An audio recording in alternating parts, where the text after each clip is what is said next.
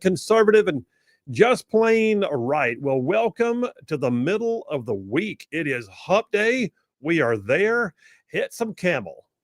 Uh-oh. Guess what day it is? Guess what day it is? Mike. What day is it, Mike? Leslie, guess what today is? It's hump day. It is hump day. It is hump day all day long. Y'all, it is like halfway through the week. We're going to get you all the way to go home time on a Friday afternoon. It's coming. I guarantee you it's coming. And we're glad you're with us and pushing buttons so ably on the board. JP, hey, buddy, how are you? I'm good. How are you today? I'm good after last night's storms, but I tell you what, we had nothing here compared to what our listeners in the Huntsville, Madison, Athens area had. No, I've seen some videos. Yeah. Of course, you and I have a bunch of family all over that area. Mm-hmm. My brother, your uncle, had a bunch of damage right there in his neighborhood, like lots. Near out there, he lives out there in the Browns Ferry area. And we had storm chasers getting almost sucked into tornadoes in Athens out there. I mean, property damage only as far as we know, right? I haven't heard of any deaths in Alabama. No, I haven't either. Of course, you have places like London, Kentucky last Sunday that just got ransacked by tornadoes. But anyway, we're thankful. I will tell you this, though. Those of you listening online, if you have friends that usually listen on radio, if you're in the Huntsville market, the WVNN station is still down. They suffered some storm damage last night, and they're still recovering from it. So, everybody just know this. Tune in online. And a lot of you already are. And, of course, our Chattanooga audience, you're fine. But if you have friends right now who are like, man, I can't get the show, tell them, go ahead and get it online. You can go to rightsidemedia.org, click live on it there, or just pick it up on YouTube, whatever the case may be. And we're still live. We're still going. But WVNN as a station is currently down for the day, and they're working on getting all their systems back up. All right, we got an amazing show laid on for you today. I'm pretty stoked about this. She's been on twice before, but yesterday she had a major victory in the Supreme Court of the United States. That's Maine State Representative Laurel Libby, who was most recently in a press conference with Attorney General Pam Bondi and Riley Gaines. Well, she's coming on the show again today. So today, at the top of the second hour, Maine State Representative Laurel Libby, who has been leading the fight for freedom of speech and keeping transgender dudes out of girls' sports, she'll be on the show again, and I look forward to having her on. Maine State Representative Laurel Libby, beginning of hour number 2. And then coming up beginning of hour number 3, as always on the hump day, we have the Grand Council. This time we do have a substitute because WVNN is down. Our buddy Yaffe is going to substitute in for Dale Jackson, and Jeff Poore, of course, will be with us. So Grand Council, beginning of hour number 3. And then I still got a triple dipper, so hit it, man. The Triple Dipper. 3 stories you've got to know. That's right, the Triple Dipper. 3 stories or 3 themes that you got to know as we run today's show. First out the gate, in conjunction with that conversation with Laurel Libby from Maine. Yeah, Libby Stand, I'm calling it. Libby Stand. By the way, Libby Stand is not just her stand. She made something happen that will have national implications. I'll tell you more about that in a minute. But yeah, number 1, Triple Dipper, Libby's Stand. Number 2, Jackassery. Oh, Lord. I got a stack of Jackassery. I got all the Jackassery. And we got a sound effect for it. So, yes, Jackassery is number 2 on the Triple Dipper. And then number 3, been some major announcements in the last couple of days related to the Department of Defense. And you may be surprised to find out how much of that is going to involve activity right here in the state of Alabama. Big stuff. I mean, I'm talking like big stuff. So those of y'all that are Southeast oriented, please know the Southeast is about to play hard and fast in the new announcements that are coming out of the Department of Defense. And I'll tell you all about it in number 3 on the Triple Dipper. I'm just calling it Alabama on Defense. All right, let me jump on into the Rightside Way opening monologue, and I'll just tell you guys, the Rightside Way monologue brought to you every single day by attorney Stan McDonald. Oh yeah, Stan McDonald, partner at the law firm of Wilmer and Lee. He's a 30-year veteran in the practice of law in North Alabama. He is the daily sponsor of the Rightside Way, and I'll tell you more about Stan here in just a minute. All right, so I got to tell you, sometimes there's a log jam, right? There's a log jam that just can't seem to be broken. And then all of a sudden that one voice, that one personality with the strength of will and courage of the conviction steps into the mix and the log jam breaks up. I'll never forget. I mean, sometimes it's like just localized, like a thing that happens just where you are. Like I'll never forget one such guy for us. It was Baghdad, 2004. My team was attached to an infantry battalion in central Baghdad under the 1st Cavalry Division. So we're outside the wire like every day. No matter what the cause of the time, whether it be a cordon and search, raids, goodwill patrols, we called them, or visiting a local school to establish rapport, it doesn't matter. We always had an interpreter with us. My team traveled with an interpreter, and my team had 2 Terps, one in Baghdad, one of whom was an Iraqi bodybuilder named Yusuf. The guy was huge. He was, in fact, one of the biggest dudes I've ever met, like the biggest one man I ever stood next to. He was roughly 6'4", 6'5". He was well over 300 pounds. His arms were as big as my thighs. And look, I'm not small by any stretch, but Yusuf, he could make any guy feel anemic standing right next to him. And he had one of these big lantern jaws and a sharp gaze that could like freeze a guy in his tracks. But he would also crack a smile and laugh just as quick. He was also a Christian. I remember learning that he taught himself much of his English by having 2 Bibles, one in English and one in Arabic, and he would actually go back and forth, reading between the 2 to see what the words were. And it made his day, by the way, when I had Charlene help me get him a Gold's Gym sweatshirt in like 4XL, if I recall. He wore it all the time. But on one particular day, we were in a spot in which the deputy division commander, a 1-star, showed up. He was walking past us and he looked over at Yusuf, who was standing there next to me wearing this old maxed out flak jacket. I don't know where he got it to fit, barely fit him, looking huge. And the general stopped in his tracks and said, "Who are you?" And without blinking, Yusuf just pointed at me and said, "His bodyguard." To which the general said, "I believe that," and walked on. As good as it was to have Yusuf working as an interpreter, though, I got to say he was legendary when it came time to get folks to do something that was needed. It didn't take much. I mean, more than once I saw him wade into an angry Arabic mob and just say some emphatic words, and people would look at him and just do whatever he said. Like, for instance, traffic jams were notorious. If any of y'all were in Baghdad in the early part of the war, you know that Baghdad, basically the tactical version of being in a traffic jam in Baghdad, was awful. It was a tactical no-no to get stopped in the streets because suddenly you were a target. It was truly dangerous. So one particular day, though, on one of the worst sections of a Baghdad slum, the traffic was so snarled up and congested that my team's gun trucks were literally jammed in and we couldn't move. So I was out on foot, yelling and pointing my weapon at certain drivers who didn't seem to get my sense of urgency, right? I couldn't get anybody to move, a total logjam, until one of them all of a sudden got real wide-eyed, looking right past me. And I turned to see Yusuf, who was coming in between the cars and telling people something in Arabic, and whatever he said, it was matched by the sudden clearing of the intersection. And things like that happened all the time. Like a major operation we had in an area called Sadr City in Baghdad. It was an ugly area. Shots being fired, explosions going off, and Yusuf grabbed a bullhorn and got 150 civilians into a safe zone and under control. Man, I'm going to tell you right now, we all had some great Yusuf stories. And he made a huge difference for our team. Pun intended, huge difference. But I tell you that story just to sort of break the ice on the fact that what I'm trying to convey today in my monologue is that sometimes one man can make a difference. Sometimes one man can, in fact, actually make a difference in the logjam or breaking up the flow of something or bringing things around to a solution. And he or she, for that matter, doesn't have to be the size of my giant friend Yusuf for it to happen. There's historical data to back this up. I mean, literally, there have been times in history where everything changed because one person stood. One person stood and rallied others. And they stood in the gap and they made a difference. Like, you've all heard the story of the Spartan warriors who stood in the gap against the mighty Persian army, right? I know you have. But have you heard about what it actually meant?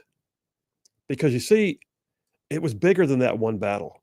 You might look at it in history and think that was a neat battle. No, that was a moment in time that changed time. The mighty Persian army had decided it wanted to take Greece. King Xerxes, the Persian king, he was considered to be a living god among the Persians, and he wanted to conquer the world in his own name. His army was vast, it numbered in the millions, and Xerxes, he marched on Greece, which at the time was really not one nation. Greece was a bunch of city-states, each with their own culture and governments. They were not united. And Sparta was just one of those city-states, and it was a warrior culture. And the men of Sparta were trained from childhood to be fighters. And when Xerxes came marching, the king of Sparta was a man named Leonidas. But the laws of Sparta were also very rigid. And the war was coming at a time when the Spartans were in the middle of their holiest month, and the Spartan Senate forbade Leonidas from marshaling the armies. But the law did allow that the king could muster 300 troops, 300, at any given time without approval from the Senate. So that's what he did. Small groups of other soldiers from other cities also came, but the leader of the whole tiny band of warriors was Leonidas. And he chose his battlefield. He chose a place that the Greeks called the Hot Gates. It was at a pass near the sea called Thermopylae. It was so narrow, so confined, that the mighty Persian army, as large as it was constrained, and they could only fight a few at a time in waves. There's actually a few quotes, even though this battle took place in ancient history, there's actually a few quotes from that battle that are considered to actually have been real, to have been accurate. They were recorded for history. The quotes were, in one instance, a Persian emissary approached the Spartans. He demanded they surrender, saying, "Don't you know, our archers are so many, their arrows will block out the sun." To which Leonidas' captain, Dieneces, said, "That's good. Then we'll fight in the shade today." Epic. But the most famous and true line is when another emissary from Xerxes called on Leonidas to surrender, told him to lay down his weapons, and Leonidas said simply, "Monologue Libby," which means "come and take it." That small band of Spartans and their allies fought for 7 days. They put such a beating on the Persians that stories have lasted for centuries about their fight. And yes, eventually the overwhelming size and the force of the Persian army was able to surround the Spartans and they were wiped out. But their fight is said to have galvanized the rest of the Greek city-states. And they rallied to the fight. And they allied themselves together. And the Persians were turned back completely, and Xerxes was actually defeated, and Greece became a unified nation. And from Greece, we also find the origins of what we now call the Western world, and the origins of democracy. And some would say that it was because of Leonidas and his 300 who stood in the hot gates at Thermopylae that we have a democracy in America today. Think about that. If Leonidas had just accepted the idea that Xerxes was too big, or the mission was too tough, or the battle was too large, we might all be speaking Persian Farsi right now, listening to what the Ayatollahs have to say. And one man rallied a few, and the few stood in the gap, and the world was changed, just like that. And I say all that too because of some current events that are unfolding that are bigger than the one person whose name is actually on the fight. The story right now coming out of the state of Maine, a great story. We've been keeping you posted on it. Maine State Representative Laurel Libby, one person standing in the gap for the girls of her state. And she's going to be on the show again here later today. But her stand has been epic. You see, she dared to go against the grain as one person, standing up to the political powers that be in her state and say that transgender dudes should not be able to play in girls' sports. How dare she? She was officially censured by her state house and forbidden to speak or vote on the floor of the house, despite being a duly elected representative of tens of thousands of Mainers. She told them to go pound sand. Took it all the way to the Supreme Court of the United States, and yesterday the Supreme Court ruled in her favor, and she is now back at work.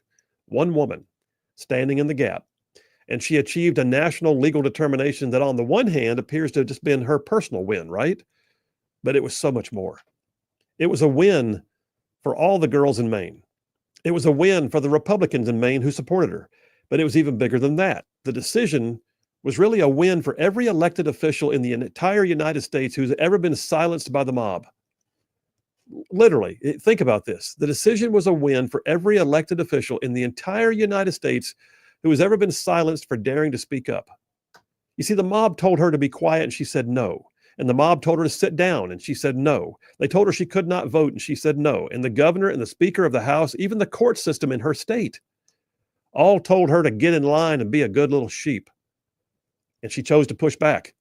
And she went all the way to the by God Supreme Court, and she proved that standing in the gap still works. We need more of that kind of leadership in these days. I'm telling you, we do. We need it for the right way forward.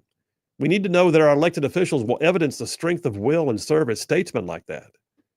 We need people who will actually break the log jams, make a difference. I'm telling you, you do it, you'll be a hero. That's a wrap for the Rightside Way. Well, there you have it. And yes, she did make a stand. But yes, what I'm saying is, truthfully, the logjam can be broken. Sometimes it just takes the one to rally the others to then stand in the gap and get the thing done. And we got a lot of logjams in our culture, but we got a lot of potential. Get to it, ruffians. Phil Williams, Rightside Radio. Y'all stay tuned. We'll be right back.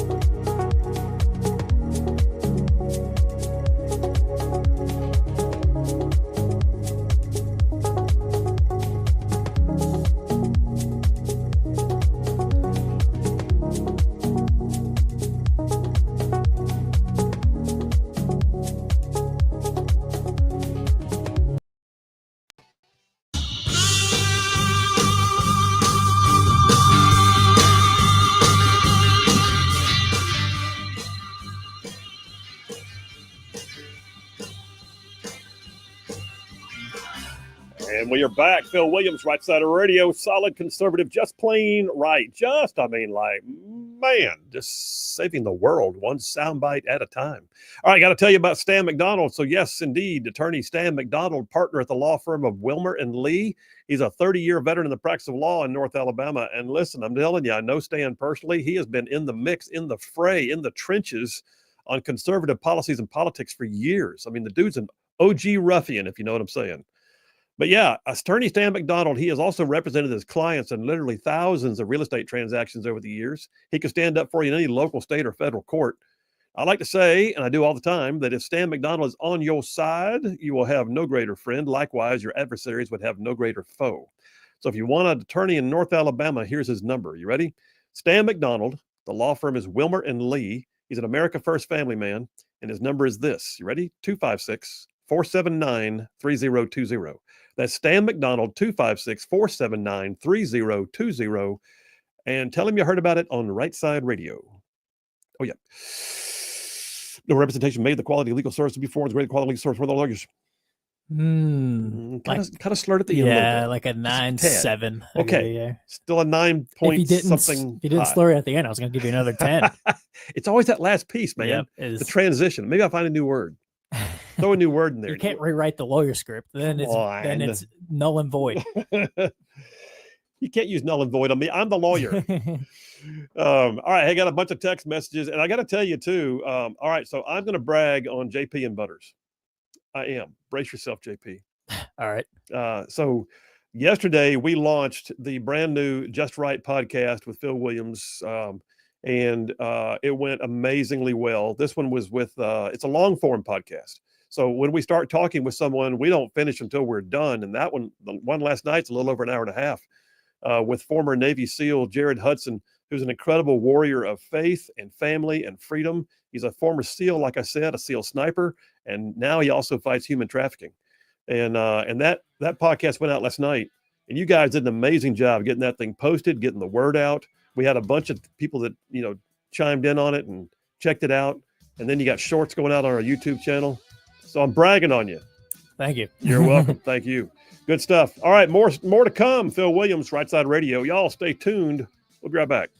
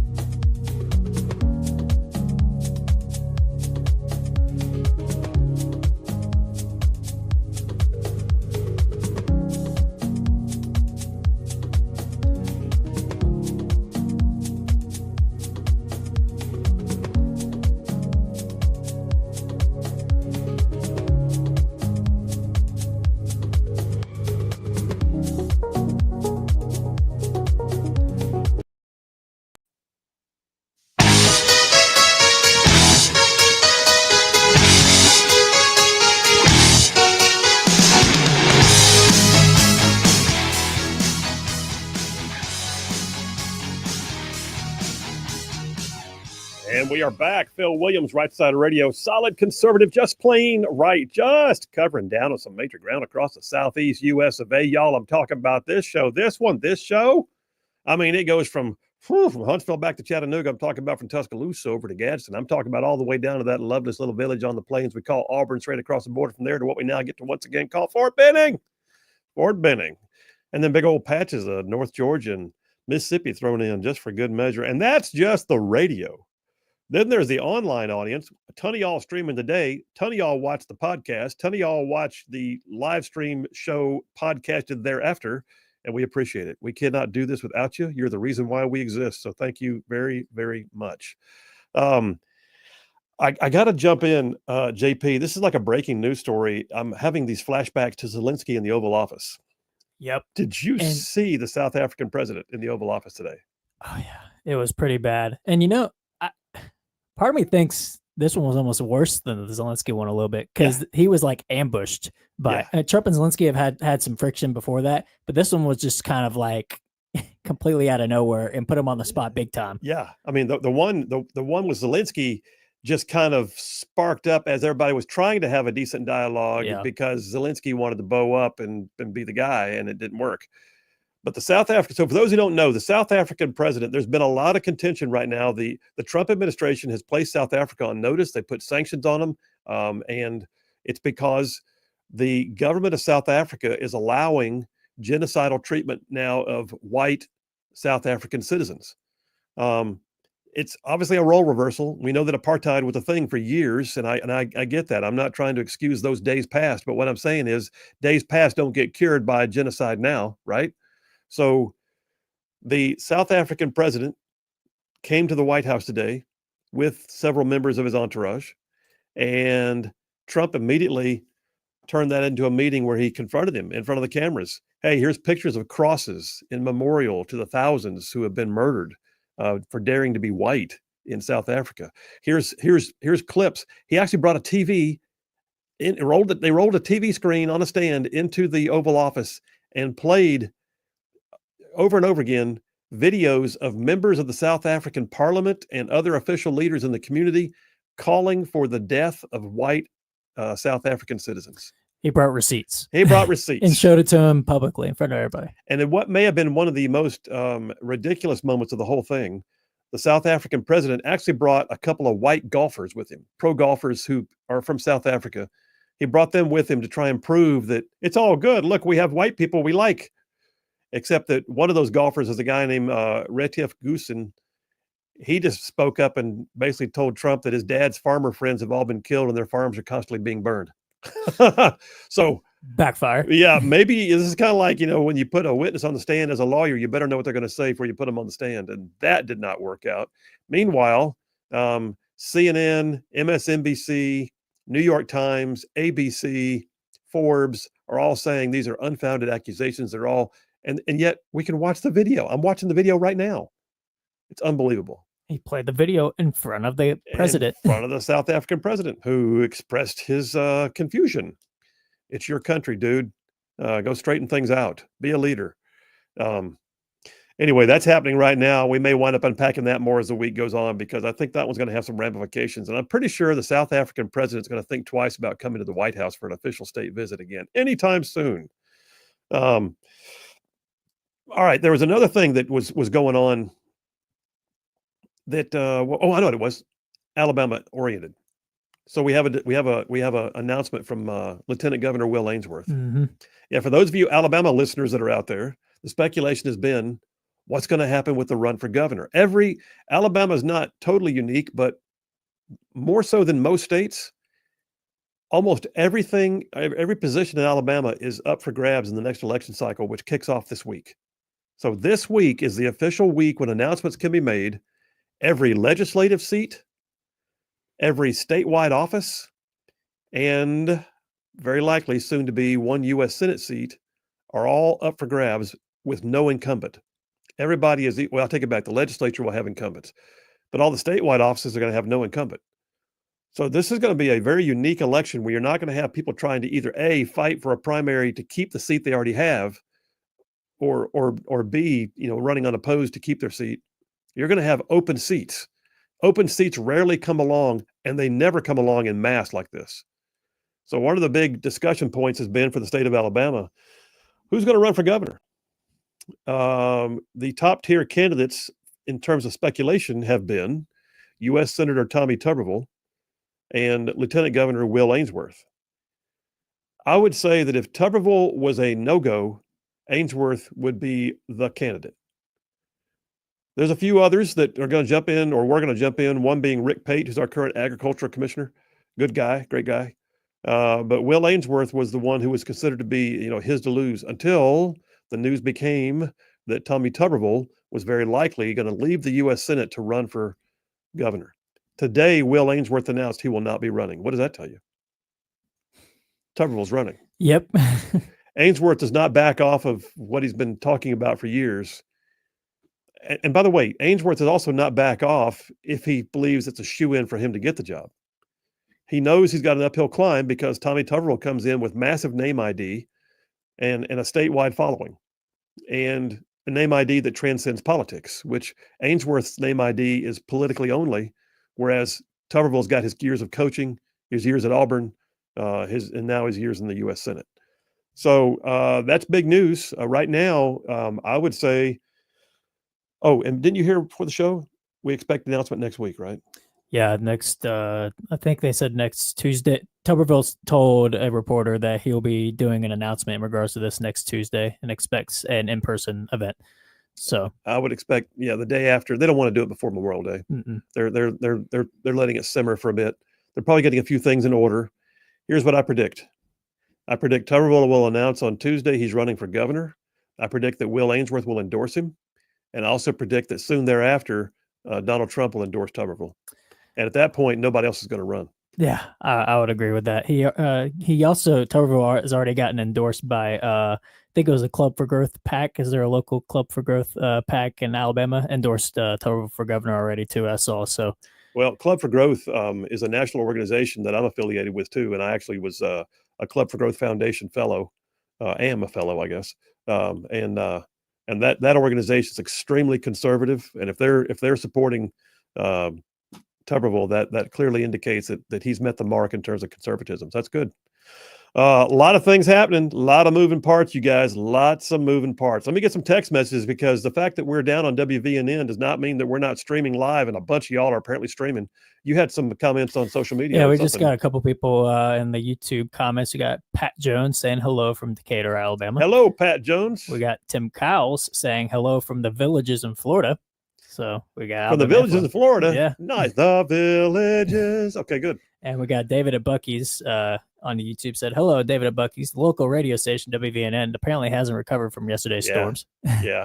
And that's true. By the way, that's why if you're one of our Huntsville listeners, just know this, that we are our Huntsville affiliate, WVNN, their station suffered some storm damage, and they are still working to get their systems back online. But if you have any friends out there who are wondering how to tune in, just tell them.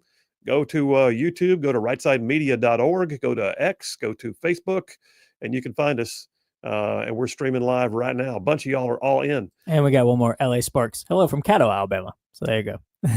Caddo, Alabama.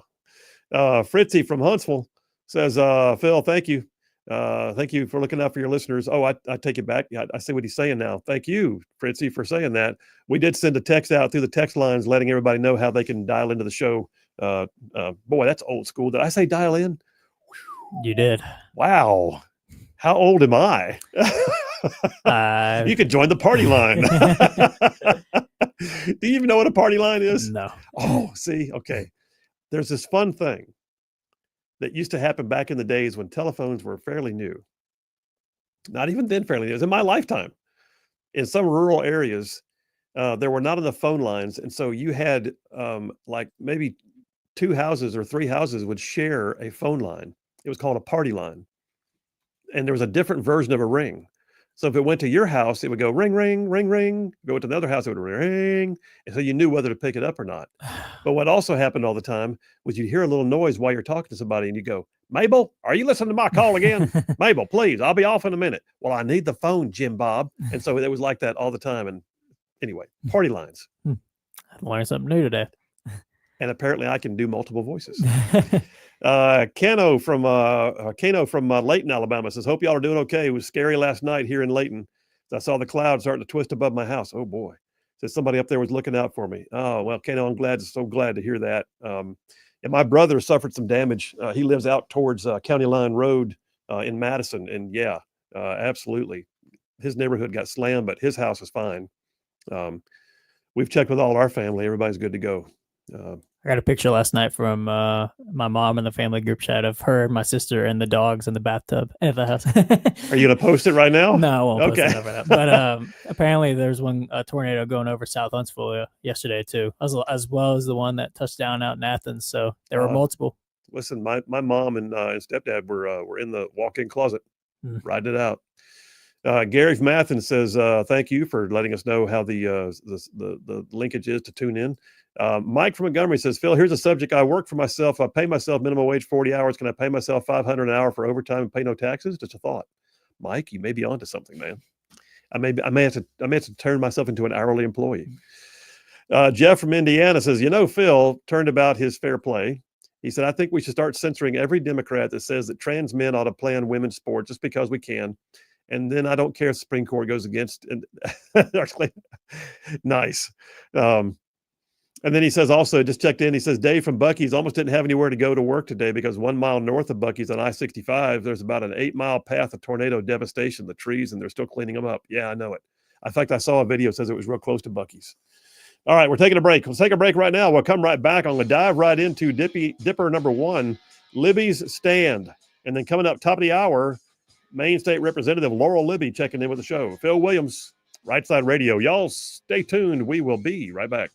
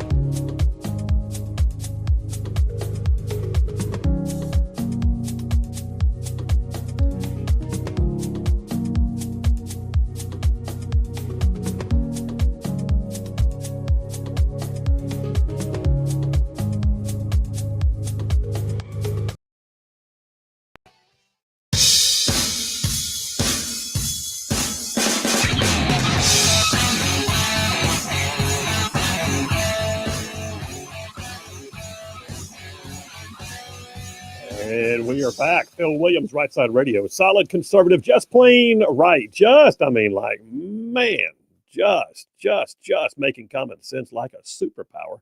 All right, a bunch of y'all are streaming it online. We're glad you're with us right now. WVNN, our affiliate out of Huntsville's market, is down. But obviously, you can still get the show on radio through the Auburn network and also out of Chattanooga, WGOW.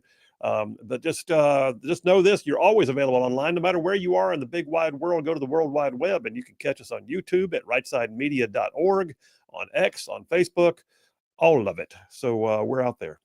Hey, let me kick off. I'm really just kicking off Dipper number one right now. Coming up in a few minutes. Technology being what, by the way, let me say this too. I forgot to mention earlier. Those of y'all that tend to call into the show, please know the phone systems are the only thing that we have here at the Rightside Studios that appears to have suffered some storm damage last night. We don't know if the board fried or what. We are going to have a link that we're going to use with Laurel Libby and with the Grand Council later that gives them a chance to talk to us through the internet. But just know this: if you're trying to call in, we can't get it. We can get your texts, but we can't get your calls. So apologize for that up front. That being said, Laurel Libby will be on in a few minutes. Here's the thing. I called Dipper number one Libby Stand. I want to remind you guys, though, it is a fight she's been having that has impact on all of us. What do I mean by that? Well, yesterday, the U.S. Supreme Court ordered the Maine state legislature to remove its censure of Laurel Libby. So Maine State Representative Laurel Libby, just to refresh your memory, back in March, I believe it was, she went viral because there were dudes playing in girls' sports in Maine, and they still are, because Maine is the holdout state right now, right? Maine is like the poster child for how not to do it. And so the Maine governor and the Speaker of the House and other members of the powers that be in the Maine Democratic Party have decided they intend to absolutely pursue the idea of transgenders in sports. And girls should just have to suck it up, man. You just stop talking about it. You've got to just participate and just pretend it's not there. Well, Laurel Libby said, having none of it. And so she protested. And she posted something on her Facebook page that the Speaker of the House took issue with. Well, good. Speaker of the House in Maine is a guy named Ryan Fecteau. Ryan Feckless is what I would call him, but Ryan Fecteau. I wonder if anybody else has called him Ryan Feckless. Am I the first? I'm the first in Alabama. You should, yeah. Hopefully people in Maine can take that and run with it. Yeah, all of you. By the way, we did see, that we have several folks in Maine that are tuned in right now. So Ryan Feckless, anyway, Maine House Speaker Ryan Fecteau decided to pursue having her take down a Facebook post, and she said no. And she wanted to know, was he going to allow this to continue, or was he going to support his female constituents? Well, it went down the road to the point that they finally demanded that she either apologize in public or she would be censured. And by the way, censure did not just mean slap on the wrist, we don't like what you did. Censure meant, hey, elected official, you're no longer to speak or vote on the floor of the House of Representatives you were elected to. Y'all, that immediately stripped thousands, like over 9,000, I believe, constituents of Representative Libby from District 90 in Maine from having anybody able to speak on their behalf. It was unconscionable. It was unconstitutional. She appealed it. It immediately she was ruled against by the courts in her state. She appealed it to the federal district court. The First Circuit Court of Appeals. They didn't side with her. She appealed it to the Supreme Court of the United States, and yesterday they ruled in her favor. Can I have some applause on that? That's huge. This is a big deal. That's right. So in a 7-2 decision with, of course, Sotomayor and Ketanji Brown Jackson both dissenting, in a 7-2 decision, the Supreme Court of the United States ruled that the state of Maine cannot do this. And they demanded that the state of Maine have to lift the censure that prevents her from basically fulfilling her elected duties. That is bigger than her. That's huge for her. It's huge for District 90 in the state of Maine. But that is a clear indication that the Supreme Court of the United States does not take kindly to the idea that people can be elected to office and then be told they can't function in office. She didn't commit a felony. She didn't have anything that barred her from office. She was not removed or impeached. She was just being told she couldn't participate. You can't play. No more reindeer games for you. Huh. So the Supreme Court of the United States came out in what has to be considered a ruling that has nationwide ripple effects. Every state in the nation now knows that if one of their elected officials is told, doesn't matter what party, this is not a Republican Democrat thing. This is a constitutional provision. This is like saying we're a democracy, but we're not going to let you be democratically able to function. They now have the ability to say, have you heard what the Supreme Court did for Laurel Libby? Do you want to go down that road here? And I guarantee you they won't. So right now, first piece I've got here in my calloused former paratrooper hands comes from Fox News. Laurel Libby said, this is a victory not just for my constituents, but for the Constitution itself. The Supreme Court has affirmed what should never have been in question, that no state legislature has the power to silence an elected official for simply speaking truthfully about issues that matter. I will point out, too, that the Rhode Island U.S. District Court judge who ruled against her is Melissa DuBose, who was appointed by Biden in January, had been on the job for maybe 2 months, ruled against her, after which every district judge in Maine refused to take the case. Or I'll take it back. That's a Rhode Island judge who was appointed by Biden who had to take it because every district judge in Maine had recused themselves from the case. And then the First Circuit Court of Appeals also ruled against her. But the Supreme Court saw fit to correct things. Coming up next, technology being good, we should have Laurel Libby on the line. Y'all stay tuned. We will be right back.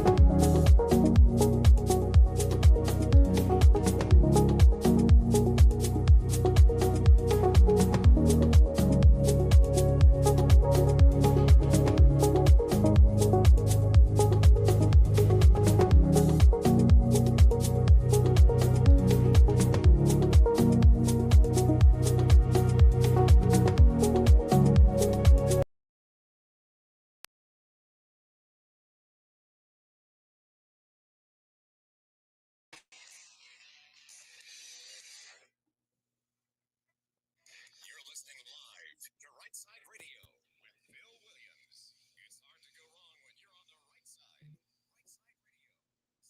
Solid, conservative, and just plain right. Alabama and Tennessee syndicated news talk leader, Rightside Radio. Bill Williams here live at the Rightside studio. Man, we got the local, the state, the national covered down on all the issues. Like the dude just said, solid, conservative, and just plain right. Well, welcome to hour number 2 on a hump day. And like I said, it is the middle of the week, and we'll get you all the way to go home time on a Friday afternoon coming up. By the way, again, I know that some of y'all are listening streaming online. If your friends are wondering where the radio out of the Huntsville market went, they suffered some storm damage last night. So tell your friends. You can always get us on X, Facebook. You can stream it live on YouTube, or just go to our website, rightsidemedia.org, because a bunch of y'all stream the show online every single day, and a bunch more are doing it today with the Huntsville market being down. But anyway, that being said, let me go to the topic at hand. So she's been on the show a couple times already. But Maine State Representative Laurel Libby, who represents House District 90 in the state of Maine, which is in the Auburn-Minot area, she has been basically a warrior in the trenches. She's a Club for Growth Foundation fellow, as am I, which means she's got some conservative bona fides. And I'll tell you, she has really made a fight out of being told to sit down and be quiet, the right kind of fight. And like I told you right before the top of the hour, the Supreme Court of the United States yesterday ruled in her favor. Let me quit talking and just bring on the warrior herself, Laurel Libby. Representative Libby, how are you doing? I'm doing great. Thanks so much for having me on today. Well, thank you. I know that you're making the rounds. I've seen you on several news outlets. I saw you most recently, by the way, doing a press conference with Pam Bondi and Riley Gaines. So you're kind of all over the place right now. It's been a busy couple months considering that I've been silenced. Well, yeah, no kidding. I think if nothing else, they gave you more voice without meaning to. How about that? Let me ask you this. Sorry, Phil, it cut out for a second. That's Sorry okay. about I that. said, I think if nothing else, they gave you more voice without meaning to. Oh, 100%. I think the censure was a huge strategic error on the Democrats' part, but they didn't figure that out until it was way too late. Yeah, no doubt. So listen, this ruling from the Supreme Court of the United States, I mean, you basically had the federal district court, which I believe was out of Rhode Island because all your Maine judges recused. And That then is correct. and Yes. then the First Circuit, nobody was ruling in your favor, but the Supreme Court of the United States sure did. Tell us about it. Yeah. Well, we filed an emergency application with the Supreme Court uh, i- as soon as the First Circuit denied our injunction, really, and then we've been on pins and needles waiting ever since. We filed this application requesting that I get my vote back, Yeah. meaning the ability to vote on behalf of my 9,000 constituents. And thankfully, that is what the Supreme Court granted yesterday. So my constituents will have their vote back in the State House when we go back in session tomorrow. Well, that's, by the way, that's the way it should be. I mean, I think that's constitutionally grounded. But I got to ask, what does it do to your ability to speak? Because I'm not mistaken, they muzzled you. You couldn't speak or vote. Are you going to be allowed to speak on the House floor? As far as I understand it, I will not. We specifically asked for my vote back with our request to the Supreme Court, and that is what they granted. And really, that is, of course, the most important piece for my constituents who have been disenfranchised and denied a vote for Yeah. 3 months now. And so I'm thankful to have that back. And while, of course, I'd love to be able to speak to the pertinent issues of the day, but that is a longer question, and we have our day in court on June 5th with the First Circuit Court of Appeals. Okay. Well, listen, I think it's significant that the Supreme Court of the United States basically backhanded the issue of you being muzzled, not being allowed to vote. I think it sends ripple effects around the nation that you can't just remove a duly elected official's right or ability to do their job. What are your constituents saying about it? Well, I've been getting greetings from folks for 24 hours now. Everyone's thrilled, of course, within my district to have their vote back because that's really what this is. And so I've been hearing positive encouragement for the last 24 hours, and not just from within my district, but across Maine. Mainers, we've been living under a pretty tyrannical government for many years now, and to see them be told no is significant. Well, it is significant, and like I said earlier in my show, I think it's significant not just for Maine. I think it's significant for the United States. I got to ask you though, have you spoken to Speaker Fecto? I have not spoken to Speaker Fecto at this point. I don't believe, actually, since I was censured. I just can't help but I wish I'd been a fly on the wall when he got word about the Supreme Court reversing his ruling from the bench. Well, he was on camera when he got the word. Oh, was he really? They were in session. He got word on camera and put the House at ease immediately following. Was it, okay? So under the rules of your procedure, what does put the House at ease mean? What does that mean? He said the House will be at ease, and he left the chamber. Oh, so basically, he had to go take a recess and gather himself, is what I'm hearing. Well, I didn't happen to be there yesterday when that occurred, but that is what I hear. Wow, that is incredible. Well, listen, one of the things that really struck me too was you've gotten amazing support from the Trump administration. Attorney General Pam Bondi actually filed a brief in your favor with the Supreme Court. I think it clearly indicates that the wind's at your back right now on that, at least from the federal side. I'm so thankful for the support of course, AG Pam Bondi and others. There was also a brief filed by 15 states attorneys general, and also by FIRE. So I've had tremendous support, and I'm so thankful for that. Those briefs have been filed in the First Circuit Court of Appeals, and I hope. Oh, did we lose her? I hope that they'll have some bearing when we have our day in court on the 5th. Well, I hope they do too. Laurel, what does it mean though for girls and dealing with guys in sports? Because right now we're still seeing that this is very much an issue in track meets and otherwise around the state of Maine. Are girls taking heart at this? Are they encouraged by it? Do you know? Are they seeing any changes? I think I saw that 2 school districts have sided with your position and have put their own local rules in barring transgender participation in sports. What do you hear? Yeah, that's correct. 2 school districts have taken that step to vote to uphold Title IX and stop discriminating against Maine girls, which is encouraging to see. And we are seeing girls speak up around the state. We just had public hearings on bills to remove biological males from girls' sports, and we saw girls who have been participating in sports speak up in favor of those bills. So it's encouraging to see more and more have the courage to speak up on the issue in defense of themselves, but also the next generation coming behind them. Yeah, and isn't Attorney General Pam Bondi actually suing the state of Maine right now over the issue separately from your suit? Correct. We have so many lawsuits going right now. And that has a day in court scheduled in December. So that will be more protracted. But hopefully we see resolution that way, because really through the courts is the only way I see Maine girls getting a fair, safe, and level playing field with the current administration and majority. Yeah, I would agree. Speaking of majority, let me ask you this in the last couple of minutes we have together. What's the balance of power in your legislature right now? For instance, in the House, what is the balance of power between Republicans and Democrats? We have 73 Republicans and we have 76 Democrats and 2 independents who, let's be real, they vote with the Democrats. But let me tell you this number, 60.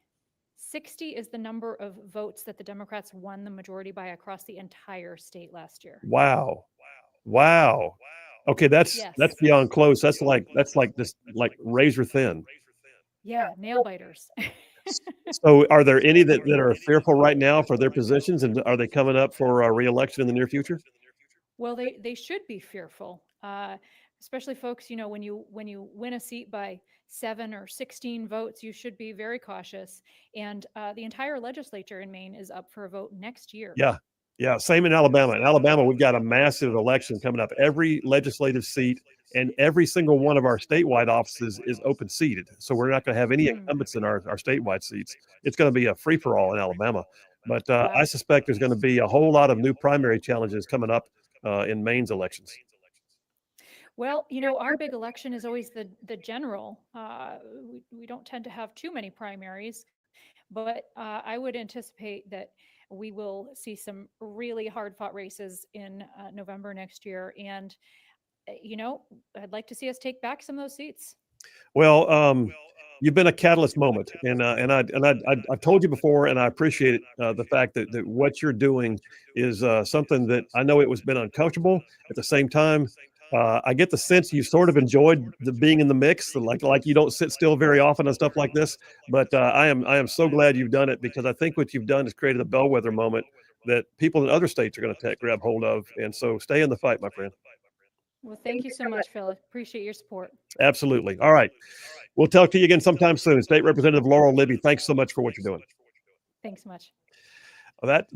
Listen, it's just cool. And I'm telling you, he missed my monologue earlier in the show. There are times when one person does something that galvanizes a bigger picture, and it creates a basically, like I said a moment ago, a bellwether moment. That thing, that watershed time that suddenly creates momentum that wasn't there before, because one person, at the very least one, was willing to say, I see a better way. Let's go over here. And that's what you're seeing right there with Laurel. I love that story. This is an amazing story. And this is one that I think we'll be talking about for a long time. All right, let's take a break there, JP. Great interview. Phil Williams, Rightside Radio. Y'all stay tuned. We'll be right back.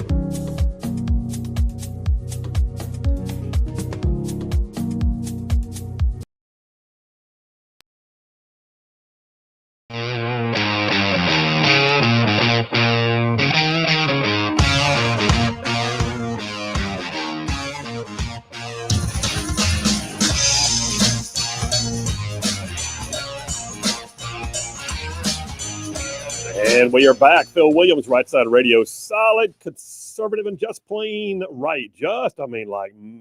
Saving the world one soundbite at a time. All right, thank you to all of you who have tuned in online. For those who don't know, our station out of Huntsville, WVNN, suffered some storm damage last night. They're still working to get their systems back online. I'm sure they'll be back up for too much longer. Maybe not today, but it'll be soon. That being said, if any of your friends are like, hey, where's Right Side Radio? I can't get it today. Just tell them. You can get it online, man. Just stream it, rightsidemedia.org, or go to YouTube, or go to X, or go to Facebook. Look for Right Side Media, and you'll find us. Bunch of text messages. Let me get a few of those. Stepping back in line so I can get them and go forward from the. Paula from Lacey Springs said that was a great monologue, Phil. Love the history and love Miss Laurel Libby for standing up for the rights for all of us to be able to speak our minds. Jesus' blessings on her and her supporters who helped fund her court battles. Indeed. Paula, thank you so much. Now, I had the same guy, person on the live stream from Maine commented during that and said that Laurel Libby is doing an amazing job for the people of Maine. Yeah, one of our Maine listeners in. That's great. We love you, Mainers. Thank you all very much for supporting Laurel. John from Huntsville said, Phil, spectacular monologue. Also, there's always an also. Also, I want to give a shout out to all the local meteorologists because I believe it was their multiple warnings that kept everybody safe and got people like myself to actually go to a storm shelter. Said, by the way, JP, if you need a chainsaw sound effect, I can just record what it sounded like out here in Huntsville all morning and all day and send it to you. Seriously, though, I hope all my fellow Limestone and Madison County ruffians are doing well today because ultimately property can always be rebuilt, but lives can't. John, that's an amazing text. Thank you, brother. Appreciate you, and I'm glad you're safe. And yes, shout out to all of our weather folks who accurately predicted and said, take shelter now. Chris from Gadsden says, you would think the South African president would try to not be like Zimbabwe of 30 or more years ago. They killed all the white farmers, their economy collapsed, and they had thousands% inflation. Yeah, but I'm not sure they learned well from their mistakes on the continent of Africa, just saying. John C. from Madison says, hopefully WVNN won't be down too long. Well, they've been down all night and all day, so we'll see. But I agree. I heard they have an engineering crew over there trying to repair systems and, I don't know, run wires and do God knows what. Dale Jackson himself may be climbing the tower right now. If you see a man climbing a tower up in Alabama, just let him be. A bald dude with a beard. Is Dale trying to get the thing back up? Shouting epithets and cuss words. Yeah. Scott from Russellville, Alabama says, I agree. Oh, he's talking about that thing I said about a party line earlier. He said, I grew up with a party line, made talking to girls pretty difficult. I bet. That's why you pass notes at school and you don't talk on the party line at home. Allie from Athens checked it in. She said, Colonel, your monologue brought tears to my eyes. My Terps became my kids, and I had the great pleasure of leading both of them to Christ. God bless you, Yusuf and Miss Libby. Thank you, Allie, and thank you for your service. Those of y'all that know, our friend Allie from Athens, in her civilian capacity, decided her calling was to go to Baghdad and take care of troops. And she did. And she was in Baghdad in the Green Zone. No, I'm talking about at Camp Victory, and she served there. She wound up staying for 3 years. 3 years she spent in Baghdad taking care of troops, loving on them, and like she said there, leading people to Christ. Love you, Allie. Tony from Franklin, Tennessee says, we're here. The only option I have is the online in the middle of Tennessee. Well, Tony, we're glad of it, and thank you very much for being part of our Right Side Ruffian online mix. And then Jeff Rowe from Indiana says, hey, Phil, I want to know what the dissenting opinion from the Supreme Court was. Apparently it was Ketanji Brown Jackson doesn't even know what a woman is, no doubt. That's a great point. So Ketanji Brown Jackson, who doesn't know what a woman is one of the 2 dissenting votes to decide whether Laurel Libby should be allowed to speak on the House floor or vote on the House floor of Maine about dudes in women's sports. That is a great point. Well, another part of the story I found was telling was the amount of levels in the court in the Maine, circuit, whatever. It had to go all the way to the Supreme Court to overturn it. Of the United States, yeah. If you act like activist judges aren't on the benches, it took the Supreme Court to reverse, and I know that stuff happens, but to just let a representative vote and you censured her for exercising her freedom of speech, and it had to take the Supreme Court to do that. Yeah. I think that just reveals how many activist judges are on these local courts. Yeah, in fact, the interesting dynamic is all of the judges in Maine, the federal district court judges, they all recused, and I'm pretty sure it's because they all know the members of the body and the Speaker of the House, all that kind of stuff. I get that. Okay, fine, you recused, but so they had to move it next door to Rhode Island, where the federal district court judge there had just been, literally just been appointed. One of the last minute appointments of Joe Biden was this federal district court judge who, with less than 2 months on the bench, ruled against Laurel Libby, and then went to the First Circuit Court of Appeals, which still ruled against her. And then, like you said, it went to the Supreme Court of the United States. And still had one Supreme Court justice not vote for it. Two. Oh, yeah, that's right. Sotomayor and Ketanji Brown Jackson. By the way, is Ketanji Brown Jackson a hyphenated name, or did she just like to use them all? It's hyphenated. You can't trust a hyphenated person. Yeah, JP and I have a theory: you can't trust a hyphenated name. Mm-mm. It just something about it. All right, listen, we got plenty of doings going on today. We're going to come right back and go into the next dipper. I got a whole stack of Jackassery, my friends. Jackassery, official decisions made in an official capacity that are nothing but Jackassery, and we have a sound effect for that. Bill Williams, Rightside Radio. Y'all stay tuned. We will be right back.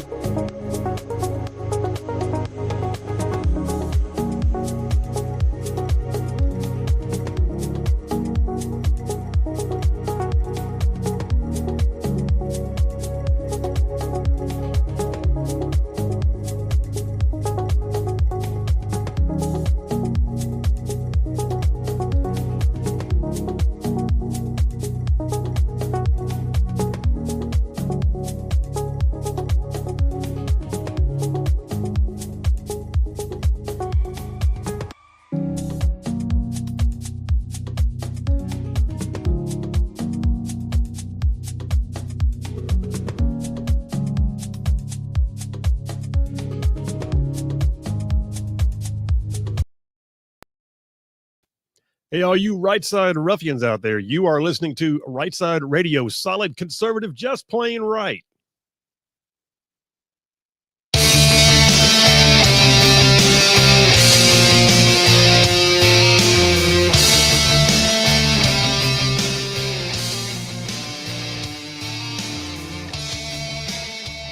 And we are back. Phil Williams, Rightside Radio, solid conservative, just plain right. Just covering down on some major ground across the southeast U.S. of A. Y'all, I'm talking about this show. Woo, this one. I mean, it goes from like Huntsville back over to Chattanooga, from Tuscaloosa back over to Gadsden. I'm talking about all the way down to that loveliest little village on the plains we call Auburn, straight across the border to what we now call Fort Benning once again, Fort Benning. And big old patches of North Georgia and Mississippi thrown in just for good measure. And by the way, that's just the radio. That's just the radio. Then there's all you online people. Thank you very much. We appreciate you more than you could possibly know. And so, yeah, we got listeners and watchers and streamers and downloaders and podcasters and stuff all over the place. Love this audience. Blessings on you. What you got? We got a comment on the X, by the way. It says, do you think Ketanji Brown Jackson will be an illegitimate pick because of the autopen/dementia? Well, the only reason why I would say no is because she was confirmed by the U.S. Senate. So she got there. He spoke about her. He talked about her. He didn't just like show up and go, who signed that? But then she actually went through the confirmation process. So I'm pretty sure we're stuck with her for a while. Unfortunately. Yeah. But I think there's going to have to be something said about if there are issues that come before her related to transgenderism. Is she already going to be biased because she's out there on the record saying she can't define what a woman is? I mean, good Lord. I feel like that would be a bit of a conflict, but you just think so. All right, listen, we're going to jump on in here for a few minutes. Don't forget, coming up top of the next hour, it's the Grand Council with Jeff Poore, and today our buddy Yaffe sitting in for Dale Jackson. So there's a thing we do here on this show. We have our own lexicon, our own language. We got several words we like to use, with some of which we haven't had to use a whole lot.